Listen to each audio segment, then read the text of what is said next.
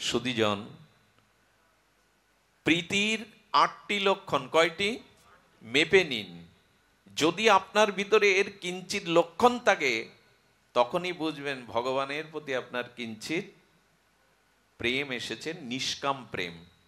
তো তার প্রথম লক্ষণ হলো প্রীতি ভক্তচিত্তকে উল্লসিত করে। আবার বলি, যদি ভগবানের প্রতি কিঞ্চিত ব্রজপ্রেম, নিষ্কাম প্রেম, কিছু না চাওয়া পাওয়া নেই, শুধু তোমাকে ভালোবাসি, এই নিষ্কাম প্রেম যদি গোবিন্দের প্রতি বিন্দু যায় সিন্ধু থেকে, তবে ভক্ত হৃদয় উচ্ছ্বসিত হবে। উচ্ছ্বসিত মানে কি হবে? পূর্ণিমার চন্দ্র আকাশে উদয় হলে নদ নদীর জল স্ফীতি হয় কিনা? পূর্ণিমার দিন নদ নদী সাগরের জল স্ফীতি হয় কিনা? একটু তরঙ্গ ওঠে কিনা? তো যদি কিঞ্চিত মাত্র নিষ্কাম ভক্তি গোবিন্দের প্রতি যায়, তবে ভক্ত হৃদয়ে গোবিন্দের নামে, গোবিন্দ লীলাতে, হরিকথাতে আপনার তরঙ্গ উঠবে। পূর্ণিমার দিনে যেমন সাগরে উত্তোলিত হয়ে ওঠে তরঙ্গ, আপনারও গোবিন্দ দর্শনে, গোবিন্দ গুণগাথা, গোবিন্দ লীলাতে আপনার ভিতরে উচ্ছ্বসিত হৃদয়ের তরঙ্গ উঠবে। এটা ওঠে কি? যদি না ওঠে, হরিকথা শুনতে যদি অলসতা আসে, বারবার যদি মনে হয় এ ব্যাটা তো থামে না, এর তো সময় কাণ্ড জ্ঞান নেই, আমরা যে বাড়ি ফিরে যাব, যদি এ জাতীয় মনে হয়, তাহলে জানবেন উচ্ছ্বসিত তরঙ্গ নাই।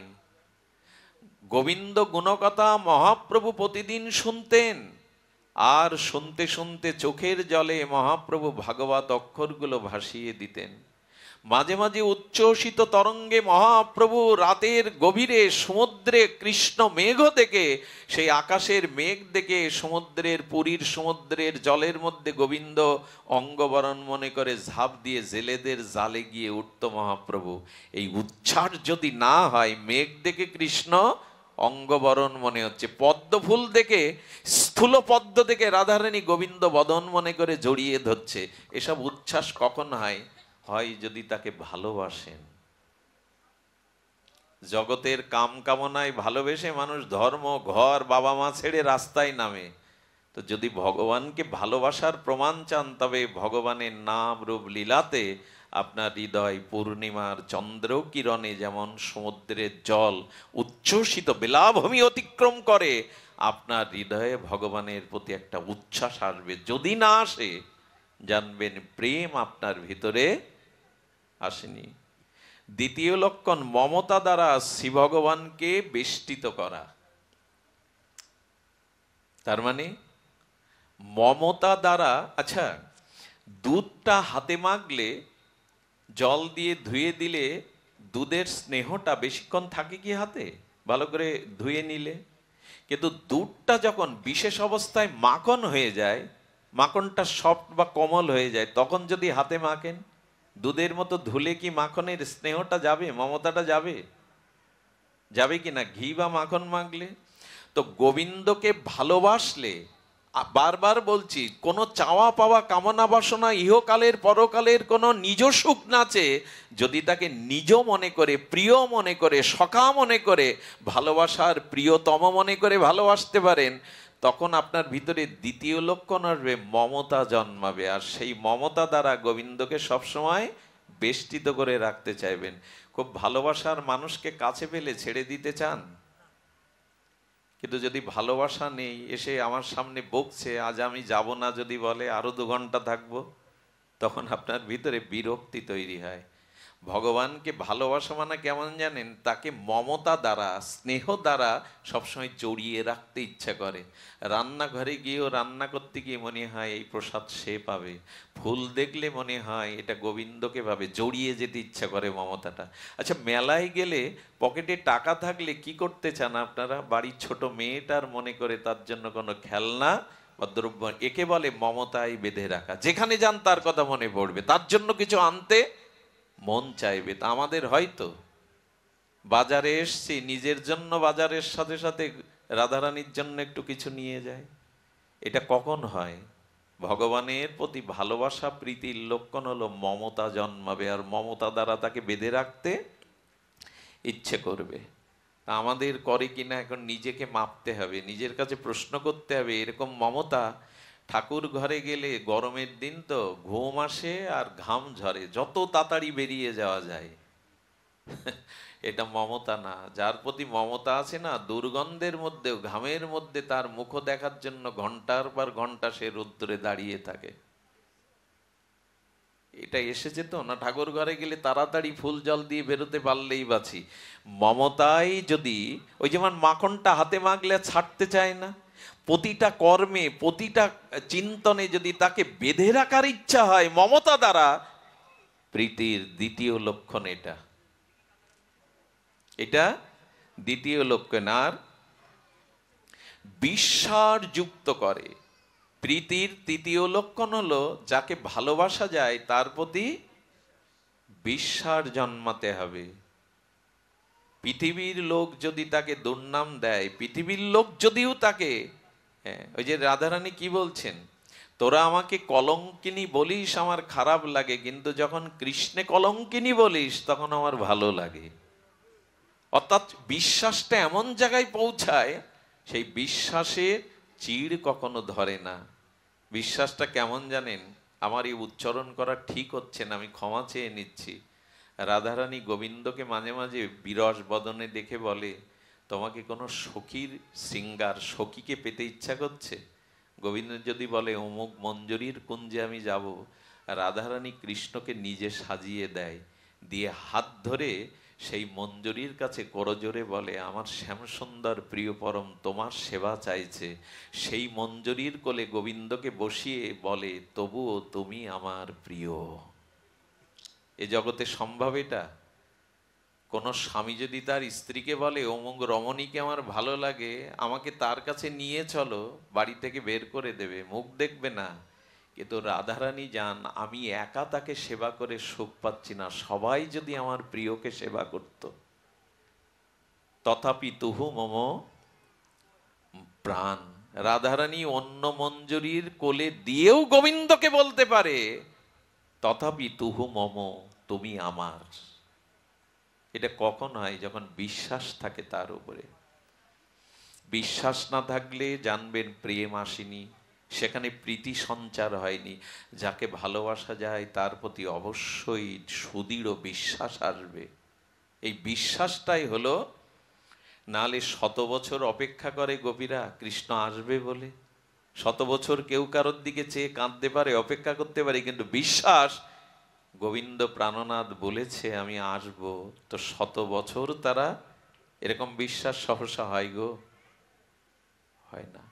এই জন্য ভগবানের প্রতি যদি সুদৃঢ় বিশ্বাস আছে, এটা হলো প্রীতির তৃতীয় লক্ষণ। আর প্রিয়তা অতিশয় দ্বারা অভিমান বিশিষ্ট করে, এটা হলো চতুর্থ লক্ষণ। আমি ধ্যান দিয়ে শুনতে বলছি, আপনি নিজে পরিমাপ করতে পারবেন যে ভগবানের প্রতি আপনার কিঞ্চিত প্রেম হয়েছে কিনা। কি বলছেন? অতি প্রিয়তা যার প্রতি থাকে সেখানে একটা জিনিস আসবে, অভিমান। যদি কারো প্রতি আপনার প্রিয়তা থাকে তাহলে সেখানে অভিমান আসবেই। আর অভিমানটা এমন, মাঝে মাঝে রাধারানী গোবিন্দকে দেখে মুখ ফিরিয়ে নিতেন, আর সখীদের বলতেন ওকে তাড়িয়ে দে। পারবেন তো ভগবানকে সামনে আসলে বলতে তাড়িয়ে দে? রাধারানী বলছেন আমি ওর মুখও দেখব না, ওকে তাড়িয়ে দে। আমি ওর মুখও দেখব না, ওকে তাড়িয়ে দে। কুঞ্জে আসবে বলে, আর অন্য কুঞ্জে চন্দ্রাবলীর কুঞ্জে গেলে গোবিন্দকে রাধারানী অভিমানিনী মানবতী হয়ে ফিরিয়ে দিয়েছেন। গোবিন্দ চরণ ধরে কত সাধছে, রাই মুখ তুলে চাও রাই, তোমার বদনের একটুখানি হাসি আমার সমস্ত এই তাপ দূর করবে, একটুখানি চাও। রাধারানী যেই অভিমান করে ফিরিয়ে কৃষ্ণ চলে গেছে, সেই মাটিতে মূর্ছিত হয়ে অশ্রু জলে ললিতা বিশাখাকে জড়িয়ে বলছেন আমার শ্যাম এনে দে, আমি ভুল করেছি অভিমান করে। অভিমান ভগবানের প্রতি আসে তো আপনার? আর এসছে। ভালো না বাসলে, অনুরাগ না হলে তার প্রতি কখনো অভিমান আসে না। এই অভিমানী মানিনী ব্রজ সুন্দরীগণ এই অভিমান মানিনী করে কতবার দুয়ার হতে গোবিন্দকে ফিরিয়ে দিয়েছে। আবার ফিরে গেলে এই অভিমান শীতল হলে তারা কাঁদতে বসেছে, কেন ফিরিয়ে দিলাম, কেন তাহার মুখ দেখব না। একদিন রাধারানী গোবিন্দকে বলছেন যে শোন সখী, শোন ললিতা, আমি আজ থেকে প্রতিজ্ঞা করছি আমি গোবিন্দের বদনার দেখব না, তার সাথে আর কথা বলবো না। যেই বলেছে, কৃষ্ণ তখন সখীদের চোখের ইশারায় বলছেন, এখন কিছু সহযোগিতা করো আমার, যাতে রাধারানীর এই প্রতিজ্ঞা আমি ভাঙাতে পারি। তো গোবিন্দ তখন সখীদের ইঙ্গিত করেছে, ললিতা বিশাখা তখন বলছে, আরে রায়, বড় ভুল করলি প্রতিজ্ঞা করে যে কৃষ্ণের সাথে আর কথা বলবি না, তার দিকে আর চাইবি না। আরে আজ কৃষ্ণকে কে সিঙ্গার করেছে, দেখে মনে হচ্ছে আর আগে কখনো এই রূপ দেখেনি। আরে তাকে দেখলেই নয়ন ফের, মানে রাধারানী লোভ বাড়িয়ে দিচ্ছে। রাধারানী মনে মনে বললেন, তাহলে কি ভুল প্রতিজ্ঞা করলাম অভিমান করে, যে তার বদন দেখব না? ওরা বলছে কৃষ্ণকে আজ নবনবায়ন মান রাখছে, অনুরাগের রাঙা রাখছে, আমি ভুল করলাম।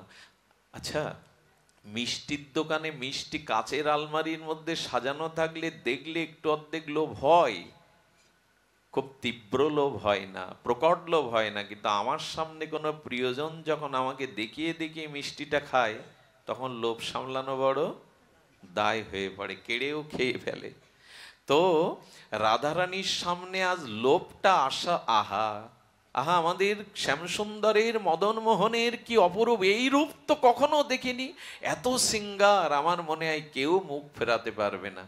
রাধারানীর কানে কাছে যখন এই কথা বলছে, রাধারানী একটু আর চোখে তাকাবার চেষ্টা করছে, তাহলে নিশ্চয়ই আজ বধূকে সুন্দর দেখাচ্ছে, কেন অভিমানে বললাম। রাধারানী তাকাতে তাকাতে একবার তাকিয়ে ফেলেছে। গোবিন্দ বললেন, কি গো, হ্যাঁ, তোমাদের তোমাদের প্রেমময়ী প্রতিজ্ঞা রাখতে পারল না, এমনি করে অভিমান করতো, আর সেই অভিমান সঙ্গে সঙ্গে শ্যামসুন্দর ভাঙাতো। ভগবানের প্রতি অভিমান হয়তো, অভিমান কাকে বলে জানেন? অগ্রদ্বীপে গোবিন্দ ঘোষের ছেলে মারা গেছে।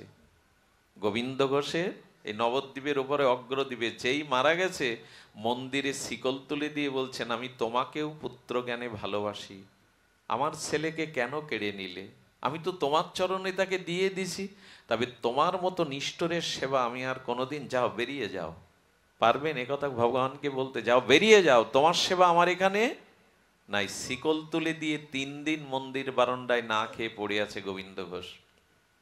কি বলবো আপনাদের, 3 দিনের মাথায় বিগ্রহ রূপে গোবিন্দ বাইরে বেশিয়ে ডাকছে, বাবা বাবা ওঠো, 3টে দিন তুমি খেতে দাওনি, আমি 3টে দিন বড় ক্ষুধায় কাতর। আচ্ছা, গোবিন্দকে আর কিছু দিচ্ছে না জগতের জীব? বলে, তোমার হাতে না পেলে যে আমার ভালো লাগে না, ওঠো। গোবিন্দ ঘোষ অভিমান করে বলছে, লজ্জা করে না আমায় বাবা বলে ডাকতে? যাও বেরিয়ে যাও, বেরিয়ে যাও, তোমার সেবা আমি করতে পারবো না। বলে, বাবা তো তো বাবা বলে ডাকতে লজ্জা কোথায়? তখন বলছেন, খুব তো বাবা বলছো, তাকে কেন কেড়ে নিলে? তোমার ভাই যদি সে হবে, কেন গোরাকে কেড়ে নিলে? কি বলেছিলেন জানেন গোপীনাথ? এই শুনুন, একথা আমরা সহ্য করতে পারবো না। বললেন, গোপীনাথ তখন বলছেন, গোবিন্দ, ভালোবাসা ভাগাভাগি আমার পছন্দ হয় না, যদি দিতে হয় 16 আনা ভালোবাসা আমায় দাও, জগতে অন্যকে ভালোবাসা হোক আমি এটা পছন্দ করি না, ভালোবাসা সবটুকু আমায় দাও। তাই আমি ওকে আমার চরণে নিয়ে নিয়েছি, যাতে ভালোবাসা 16 আনা আমাকে দিতে পারো। আচ্ছা, তুমি তো আমার বাবা, একটা প্রশ্নের উত্তর দাও তো। কারো 2টো পুত্র থাকলে একটি পুত্র মারা গেলে আর এক পুত্রকে 3 দিন না খাইয়ে কোনো পিতামাতা রাখে? আমি তো তোমার পুত্র, আমাকে না খাইয়ে কেন রাখছো? সঙ্গে সঙ্গে গোবিন্দ ঘোষ উত্তর দিচ্ছে, পুত্র বলে যে দাবি করছো, শ্যামত দড়ি নিতে পারবে আমি মারা গেলে? হবিষণ্ণ করতে পারবে আমার জন্য? সেদিন গোপীনাথ বলেছিলেন, আমি যার দায়িত্ব নেই তার দায়িত্ব 16 আনা পালন করি। আমি কথা দিলাম তোমার শ্যামত দড়ি আমি নেব। গোবিন্দ ঘোষ যেদিন দেহ রক্ষা করলেন, সেদিন মন্দিরের দোয়ার খুলে গিয়ে ভক্তরা কি দেখলো জানেন? দেখলো গোবিন্দ বিন্দু বিন্দু অশ্রু ফেলে কাঁদছেন। পূজারীকে বললেন, আমাকে সাদা কাপড় পরিয়ে দাও, হাতে লাঠি ধরিয়ে দাও, আজ থেকে তোমরা হবিষণ্ণ দেবে আমার মন্দিরে। যেদিন শ্রাদ্ধ হয় সেদিন অগ্রদ্বীপের গোপীনাথ বিগ্রহ পায়ে হেঁটে মন্দির থেকে আসনে বসে পিতার শ্রাদ্ধ তর্পণ করেছিল। আজও 600 বছর ধরে এই অগ্রদ্বীপে, নবদ্বীপের গঙ্গার ওপারে অগ্রদ্বীপে আর ঘোষ শ্রীপাঠে আজও মহোৎসবের দিন গোপীনাথকে বাইরে বের করা হয়, সাদা কাপড় পরানো হয়, আজও পিতার মহোৎসব তিনি করেন। এই হলো অভিমান। 3 দিন তাকে না খাইয়ে রেখেছে। আরে জগদানন্দ মহাপ্রভুর জন্য নবদ্বীপে শীতল তেল নিয়ে গেছেন, সুগন্ধি তেল। মহাপ্রভু সারা রাত জেগে হাহাকার করে, মাথুর বিরহে রাধা ভাবে বিরহিত মহাপ্রভুর চোখে নিদ্রা নাই, মাথায় হাত দিলে মনে হয় গরম তপ্ত হয়ে গেছে, তাই নবদ্বীপ থেকে মাথায় করে আর নিয়ে গেছেন সুগন্ধি তৈল। আর তৈল নিয়ে গিয়ে বলছে, প্রভু বড় কষ্ট করে পায়ে হেঁটে জগদানন্দর সাথে অম্লমধুর সম্পর্ক। উনি ছিলেন দাপর লীলাতে সত্যভামা দেবী। তো স্বামী স্ত্রীর মধ্যে মধুর অম্ল সম্পর্ক থাকে, সেই ভাব বলছে এই তেল তোমাকে মাখতে হবে। মহাপ্রভু যে জগদানন্দ, হ্যাঁ আমাকে ঠান্ডা তেল মাখাও, একটা পালঙ্ক এনে দাও, আমি ওই ভোগী হয়ে যাই। আমি ত্যাগের জন্য, কৃষ্ণ প্রেমের জন্য ছেড়েছি, তোমরা আমাকে সুগন্ধ তেল মাখাবে? যাও জগন্নাথ মন্দিরে প্রদীপে দিয়ে এসো। বললো কি, আমি তোমার মস্তকে দেব বলে তেল আনলাম জগন্নাথের মন্দিরে? থাক তোমার জগন্নাথ। আষাঢ় পড়ে সেই ভাণ্ড ভেঙে দিয়ে তেল ছড়িয়ে পড়লো, আর ঘরে গিয়ে অভিমান করে 3 দিন না খেয়ে দরজা দিয়ে থাকলো। ভালো না বাসলে অভিমান হয় তার প্রতি। 3 দিন পরে মহাপ্রভু গিয়ে সেই একই ডাক, জগদানন্দ ওঠো, তোমার হাতে না পেলে যে আমার পাওয়া হয় না। তুমি যেমন অভিমান করে আছো, আমিও তো তোমার হাতে ছাড়া পাই না। যেই বলেছেন আমি 3 দিন পাইনি, অভিমান ভেঙে এসে রান্না করে মহাপ্রভুকে পাওয়ালেন। ভালোবাসা যেখানে আছে জানবেন তার লক্ষণ হলো কি লক্ষণ? প্রিয়তার অতিশয়ে তার প্রতি অভিমান আসবে। ভগবানের প্রতি অভিমান আসে না, আসে জগতে যাদের সাথে সম্পর্ক আছে। অভিমানটা ওখানে আনুন, ওইটা বড় মধুর হয়ে যাবে এদের মতো। পঞ্চম লক্ষণ হলো বিলসিত করে। পঞ্চম লক্ষণ কি করে? এগুলো রূপ গোস্বামীর কলম, সাধারণ না। এই হলো প্রীতির 8টি লক্ষণ। জগতের প্রীতিতেও এই 8টা লক্ষণ, ভগবানের প্রীতিতেও এই লক্ষণ, এখানে ওখানে একই। বিলসিত করে। বিলসিত করে মানে জানেন কি? সেই প্রিয়কে, প্রিয়ের সামনে বা প্রিয়র কাছে নিজেকে খুব সুন্দর করে সাজাতে তার ইচ্ছা করে। সে যাতে ভালোবাসে সে সেই রূপেই, দেখবেন যে যাকে ভালোবাসে তাকে বিলসিত করার জন্য তার পছন্দের রংটাই সে ব্যবহার করে। কেমন জানেন? গোবিন্দের রং কি? গোবিন্দের বসনের রং কি? এগুলো তো আমরা অনেকেই জানি না। তা না জানলে তাকে মনে মনে সাজাবো কি করে? গোবিন্দকে অভিষেক করে তাকে প্রতিদিন সাজাবো কি করে? গোবিন্দের বরণটা হলো পীতবরণ। পীতবরণ কাকে বলে? শুক পাখি মানে টিয়া পাখির পালকের যে রংটা, টিয়া পাখির যে পালক, ওই পালকের যে রংটা, ওই রংটাকে বলে পীতবরণ। হলুদ বরণ, ওটা অনুরাগের রং। গোবিন্দ কালো শ্যামল, উনি পীতবরণ পরেছেন কেন? রাধারানীর অঙ্গকান্তির রংটা, পীতবরণটা গোবিন্দ বসন করে পড়েছে, যে যে রাধারানীর কান্তিটা যাতে আমাতে মিশে যায়। বিলসিত করে মানে যে যাকে ভালোবাসে তার রঙে সে রাঙাতে চায়। দেখবেন তার পছন্দ, তার রংটাই তার প্রিয়। রাধারানী, গোবিন্দ পরেছেন কি পীতম্বর, আর রাধারানী কি পরেছে? রাধারানীকে যখন মনে মনে সাজাবেন কি শাড়ি পরাবেন? নীলম্বর, অর্থাৎ নীল শাড়ি। কেন? গোবিন্দ শ্যামল, গোবিন্দ নীল, এই জন্য রাধারানী শাড়িটাও পরেছেন নীল শাড়ি, যাতে তার অঙ্গটা আমার অঙ্গজ্যোতিতে মিশে যায়। আমরা সাজিত ভগবানের জন্য। তোমার সামনে যাচ্ছি, তোমার যা পছন্দ সেই অনুরাগে সাজিত, আর সেজেছি আমরা। ভালো না বাসলে তার সামনে বিলসিত হয়ে কেউ যায়? এই জগতে যে কাঙাল ভিখারি, সে বিয়ের দিনে বাসর রাতে সুন্দর করে সাজে, কারণ প্রিয়ের কাছে যেতে গেলে বিলসিত হয়ে যেতে হয়, মনের অনুরাগ, নিজের সৌন্দর্য নিয়েই যেতে হয়। এই জন্য ঠাকুর ঘরে যখন যাবেন তখন বেশি করে সাজবেন, কারণ ভালোবাসার মানুষের কাছে যেতে গেলে বিলসিত হয়েই, যাতে সে আমাকে দেখেই সুখ পায়, আনন্দ পায়। এই জন্য তার সাথে আমরা ঠাকুর ঘরে কখনো গামছা পরে, ওই সময় ভিজে কাপড়ে, এগুলো ভালোবাসার লক্ষণ না। আমাদের নড়াইলের SM সুলতান ছিলেন আন্তর্জাতিক খ্যাতিসম্পন্ন শিল্পী।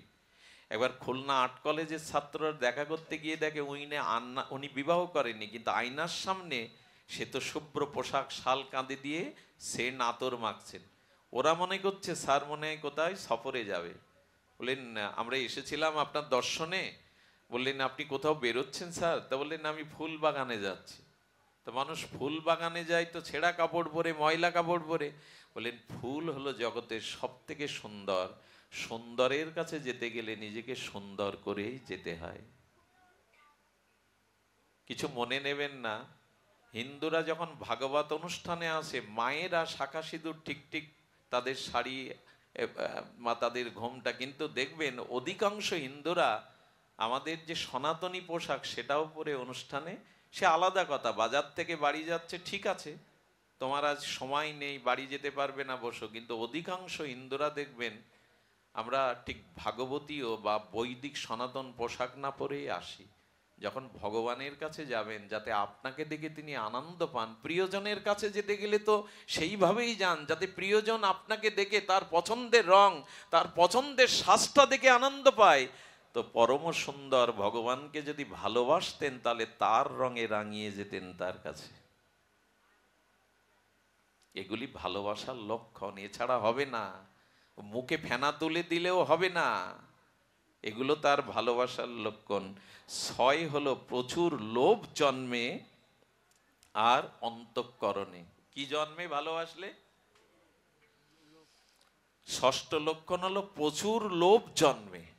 যদি যাকে ভালোবাসা যায় তার জন্য প্রচুর লোভ হয়, তার সান্নিধ্য, তার বদন, তার সেবা, তার সান্নিধ্য সবকিছুতে লোভ জাগে। এই লোভ এমন জাগে যে বিল্বমঙ্গল ঠাকুর চিন্তার প্রতীর কাছে যাওয়ার এত লোভ তার যে মাঝরাতে ঝুমঝুম ঝঞ্ঝাবাত বৃষ্টি ঝড়ের মধ্যে খেয়া ঘাটে মাঝি নেই, বিল্বমঙ্গল দেখছে ওইটা একটা ভেলা ভেসে আসছে, নিশ্চয়ই চিন্তা আমার জন্য ভেলা ভাসিয়েছে।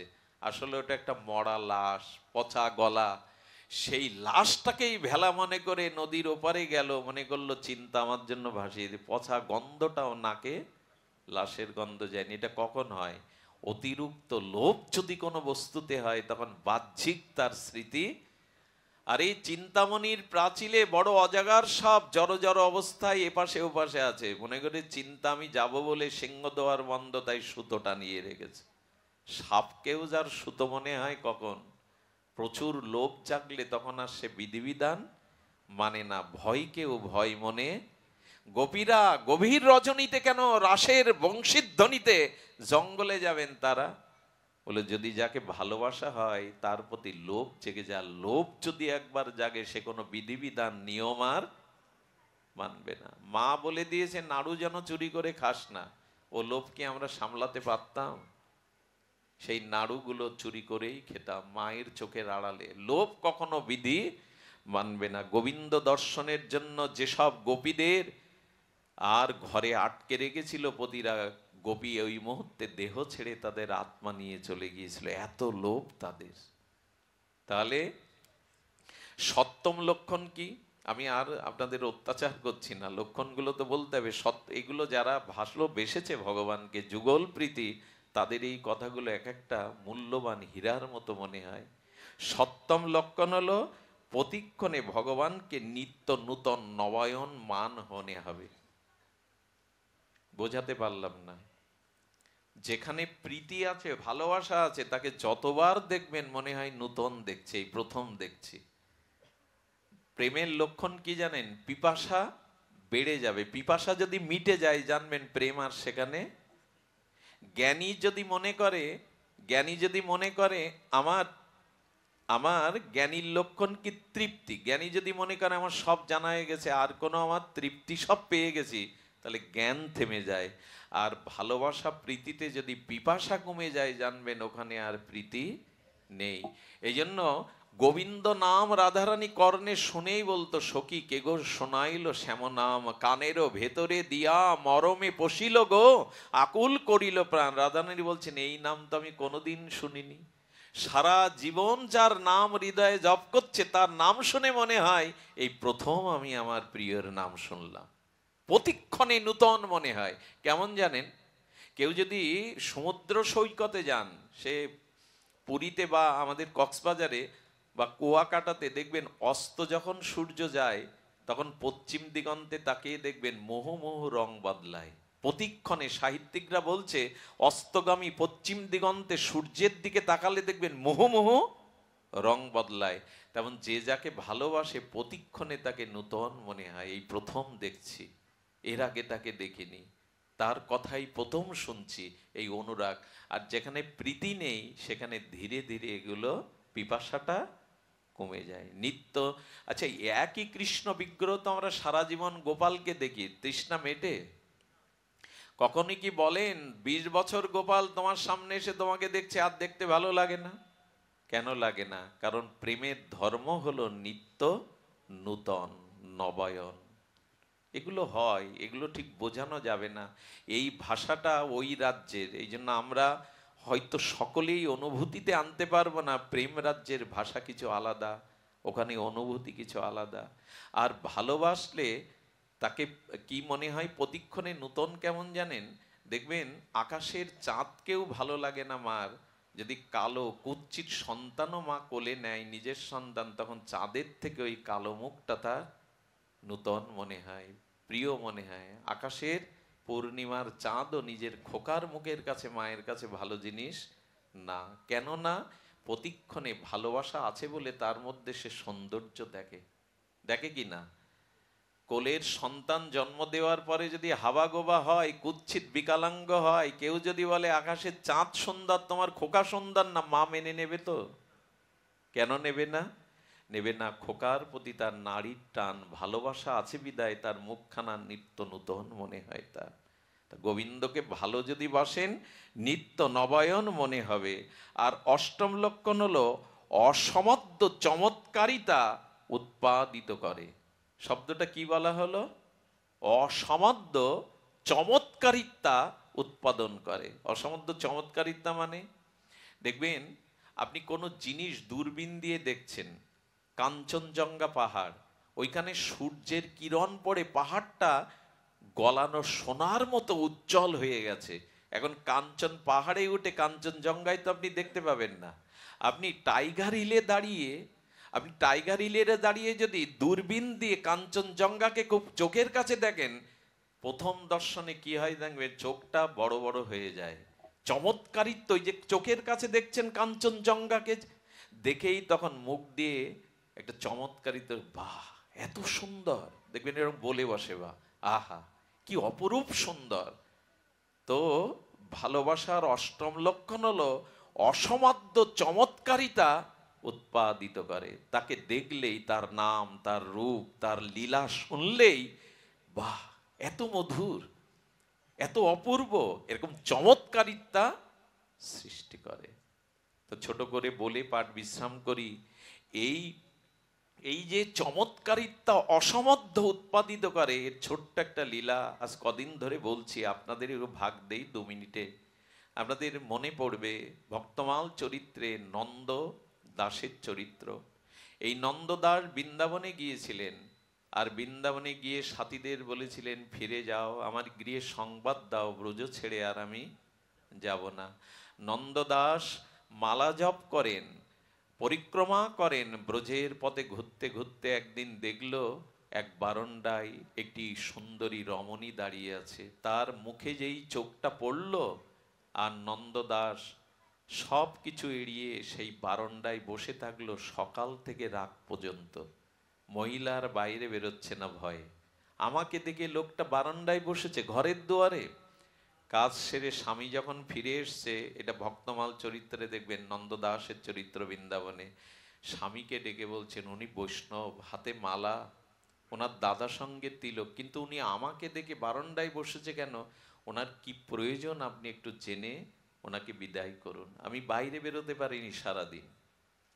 নন্দদাসকে প্রণাম করেছে, বৈষ্ণব জ্ঞান করেছে, ওরা তো সাধারণ না। বলেন, কৃপা করে যদি বলতেন আপনি এই দুয়ারে সকাল থেকে কেন বসেছেন? বলে, ওই রূপটা একবার দেখবো বলে। যে স্বামীর সামনে যদি এই কথা অন্য কোনো পরপুরুষ বলে তাকে ভালো রাখবেন, কিন্তু বৈষ্ণবের ভিতরে তিনটি লক্ষণ, যার মধ্যে এই তিনটি লক্ষণ আছে তাকে জানবেন বৈষ্ণব। জীবে দয়া, নামে রুচি, আর বৈষ্ণব সেবন। জীবের প্রতি দয়া যার নেই সে আদৌ মালা তিলক নিলেও বৈষ্ণব নন। মালা তিলক বৈষ্ণবেত্বের লক্ষণ, এটা নিতে হবে, কিন্তু অন্যের প্রতি, জীবের প্রতি যদি দয়া না থাকে, জানতে হবে আপনি বৈষ্ণবত্ব থেকে এখনো অনেক দূরে, অনেক দূরে। তো হাত জোড় করে প্রণাম করে বলছেন, কুলবধূ তিনি, আপনার বদনাম হবে। তারও তো বদনাম হবে, কিন্তু কে কার কথা শোনে। পরের দিন সকালে এসে বসে এভাবে 3 মাস একটা নয় বারান্দায়, খাওয়া নেই দাওয়া নেই, কখন কি পাই বসে থাকে। দুর্নাম ছড়িয়ে গেল। নন্দদাসের মতো এমন একজন বৈষ্ণব রমণীর রূপ দেখার জন্য 3 মাস বারান্দায় ধন্না দেয়, আর রমণীও বেরোতে পারেন না, তারও বদনাম ছড়িয়ে পড়ল। নিশ্চয় তাদের মধ্যে কোনো সম্বন্ধ আছে, না হলে সে বসবে কেন। দুর্নাম হলো, কত কলঙ্ক ছড়িয়ে পড়ল, তবু তার তৃষ্ণা মেটে না। শেষে স্বামীকে বলল, এক কাজ করি, আমরা যতদিন উনি না যান, ওনাকে তো গলা ধাক্কা দিয়ে উনি অপমান করে উঠে যাবে না, চলো আমরা গোকুলে চলে গিয়ে গুরু আশ্রমে 6 মাস 1 বছর কাটিয়ে আছি, যদি চলে যাই তখন আবার ফিরবো। কি বলবো আপনাদের, পেছনের দরজা দিয়ে স্বামী স্ত্রী তার 2 সন্তানকে নিয়ে গোকুলে এলো। গোকুলে গুরুদেবের আশ্রমে এসেছে। তারা প্রসাদ পাবে বলে গুরুদেব তাদের 5টা আসন পেতে রেখেছে। কটা? 5টা। ওরা গেছে 4 জন। মাতাজি জিজ্ঞাসা করছেন, বাবা আমরা তো 4 জন, আপনি তো আমাদের সাথে বসে সেবা নেবেন না, তা আমরাও নিতে পারি না, 5টা আসন আরেকটি কার? বাবা তখন ওই মায়ের মুখের দিকে তাকিয়ে বলছে, যার জন্য ঘর ছেড়ে দিয়ে আমার কাছে এসছিস, ওই আসনটা আমি তার জন্য পেতে রেখেছি। তুই জানিস না মা ও কে? একদিন এই বৃন্দাবনের বৈষ্ণব সমাজ, সাধু সমাজ তার পদ পদাবলিতে ভেসে ভাসমান হবে। ওরে, ও সাধারণ নয়, ওর জন্যই আমি আসন পেতেছি, ও আসবে। দেখুন, প্রশ্ন করে যদি জানতে হয় তবে সে হলো শিক্ষক, মাস্টার মশাই, প্রফেসর। গুরুদেবের কাছে কিছু বলা লাগে না, গুরুদেব অন্তরের কথা বুঝে নাই বলে সে গুরু। বলেন, মা তুই যাকে দেখছিস সে তেমন না। আচ্ছা বলতো, যার কারণে তুই সংসার ছেড়ে গুরু আশ্রমে গোকুলে এলি, যদি সে ভালো না হতো, সৎ না হতো, তোর এই গতি হতো, গুরুদেবের আশ্রমে আসতে পারতিস? একটু পরেই বুঝতে পারবি কে উনি এলেন, গুরুদেবের চরণে লুটিয়ে পড়লেন। উদাস সেই দৃষ্টি, কতদিন ভালো করে সেবা করেনি, কতদিন ভালো করে পরিচর্যা করেনি। গুরুদেবকে দেখেই গুরুদেব তাকে মন্ত্র দিলেন, চরণামৃত জিহ্বায় দিলেন, উনি লুটিয়ে পড়লেন গুরুচরণে। তখনই ধীরে ধীরে তার ভিতরে প্রকাশ হতে লাগলো তার ভাগবত ভক্তির মহাপ্রকাশ। একদিন তিনি সাক্ষাৎ রাস দর্শন করতেন, সাক্ষাৎ নিত্যলীলা দর্শন করে এই নন্দদাস পদ রচনা করে গাইতেন, যা পরমহংস কুলতিলক গণেরও আস্বাদ্য ছিল ব্রজের মাধুর্য ভজনের। গুরুদেব ওই মাকে বলেছিল, তোকে দেখে এমন করেছিল কেন জানিস? ও গত লীলাতে, দাপর লীলাতে, এটাই কলিযুগের ঘটনা, দাপর লীলাতে ও ছিল রাধারানীর নিত্য মঞ্জরী, রূপমঞ্জরী সখী। তোর মুখের মধ্যে রূপমঞ্জরী ছায়া দেখতে পেয়েছিল। ও ব্রজলীলাতে রূপমঞ্জরীর সহচরী ছিল, তোর মুখের মধ্যে ও রূপমঞ্জরীর ছবি দেখেছিল। তোর রূপ যৌবনে, তোর সৌন্দর্যে নয়, ও তোর মধ্যে রূপমঞ্জরীকে খুঁজতে চেয়েছিল।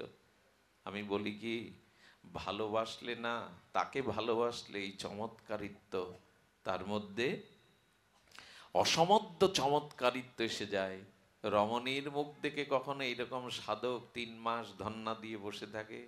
ওর মধ্যে রূপমঞ্জরীর মুখবদন দেখেছে। আজ এইটুকুই বিশ্রাম, এই বলি আসুন এই লক্ষণগুলি